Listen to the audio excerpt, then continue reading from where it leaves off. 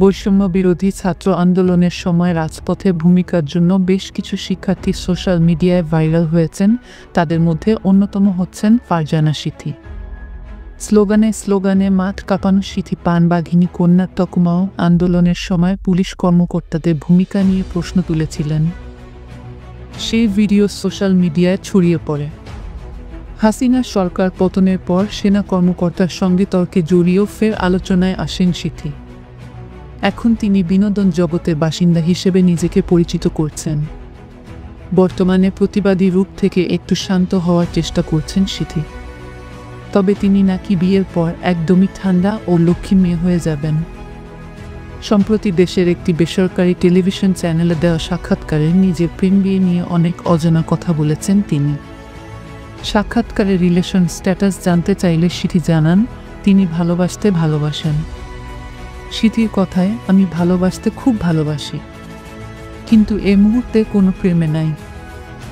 উপস্থাপিকার জিজ্ঞাসার এক পর্যায়ে ভাইরাল কন্যা অকপটে স্বীকার করেন, এইচএসসি পড়ার সময় প্রথম প্রেমে পড়েন তিনি। তবে এ পর্যন্ত 3টি প্রেম করেছেন, কিন্তু প্রথম ও দ্বিতীয় প্রেম নিয়ে তেমন কিছু তার মনে না থাকলেও শেষ প্রেমে বিচ্ছেদ তাকে কষ্ট দিয়েছে। সম্পর্কে বিচ্ছেদ নিয়ে সিথি বলেন, সম্পর্ক যেমন স্বাভাবিক, বিচ্ছেদও তেমন স্বাভাবিক।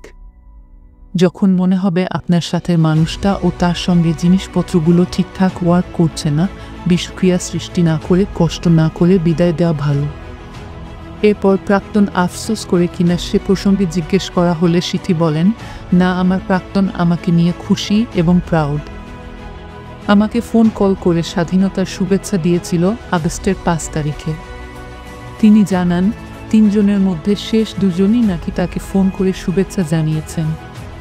তবে প্রথমজন সম্পর্কে তিনি বলেন, আরেকজন মরে টরে গেছে, নয়তো বিদেশ চলে গেছে, জানি না। সিথি বলেন, আমি প্রেমের ক্ষেত্রে অনেক বেশি ডেসপারেট হয়ে যাই।